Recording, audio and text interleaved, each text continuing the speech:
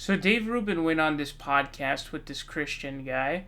This is the same podcast that he went on where he called out people who are happy about Joe Rogan as a Bernie supporter moving to Texas because, he thought they were hypocrites for that.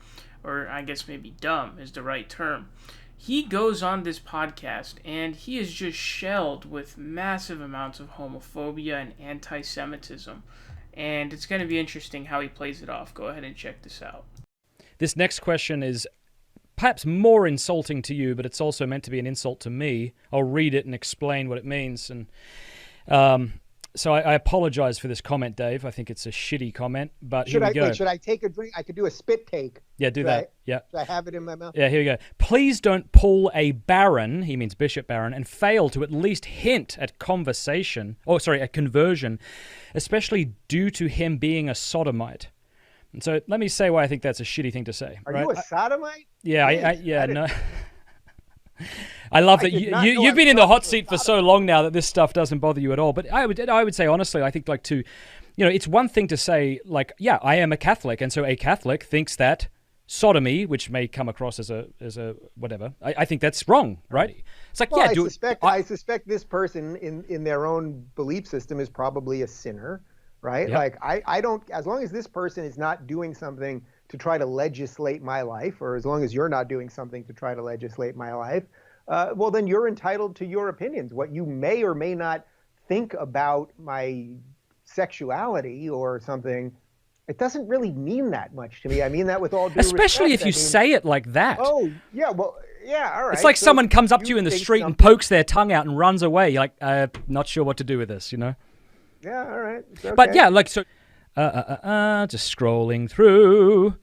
A lot of sodomite. Yeah.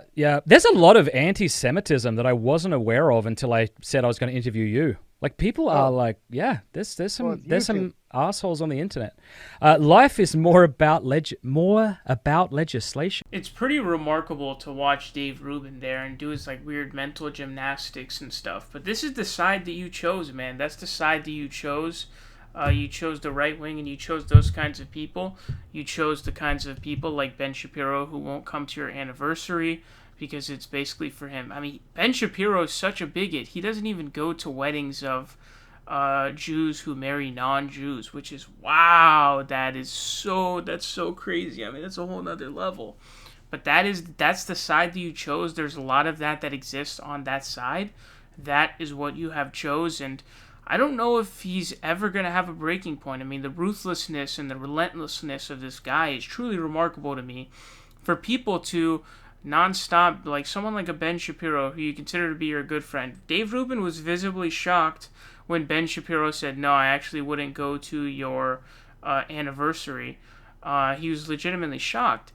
And it's like, dude, why would you choose those kinds of people, and why would you deal with it? Not only that, why would you do these mental gymnastics? I guess you have to, but I think his attempt to maintain his friendship with Ben Shapiro largely just has to do with money, and how it's a really big deal to have Ben Shapiro on. He's kind of a cash cow for his channel, or at least he was. Jordan Peterson and Ben Shapiro really carried the show for most of the time. But it's really just super embarrassing to watch. Hey, as long as you're not trying to legislate my life. It's like, dude, these people think that your entire life... it's different between, whatever you believe to be a sin, something like, I don't know, drinking or whatever. You do that once, you're like, oh, man, I messed up. That's a sin. But when you're talking about your identity and your livelihood, something that you're doing every single day of your life that is who you are... that's a totally different thing. And to just be like, oh, yeah, it's okay and all this stuff and be tolerant of that is really, really weird.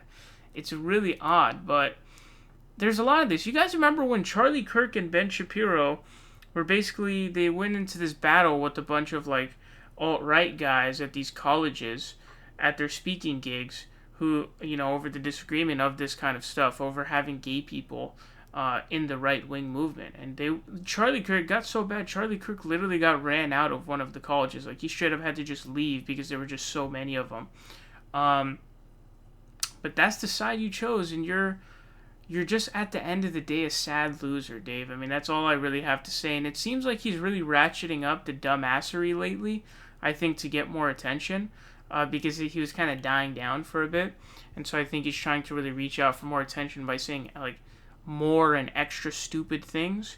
And so that's what we're seeing a lot of. But man, you're just like, wow, you're an embarrassing loser, dude. But I have to remark that his relentlessness in this truly is insane. Like, it's crazy how dedicated he is to this kind of thing. It's wild, man.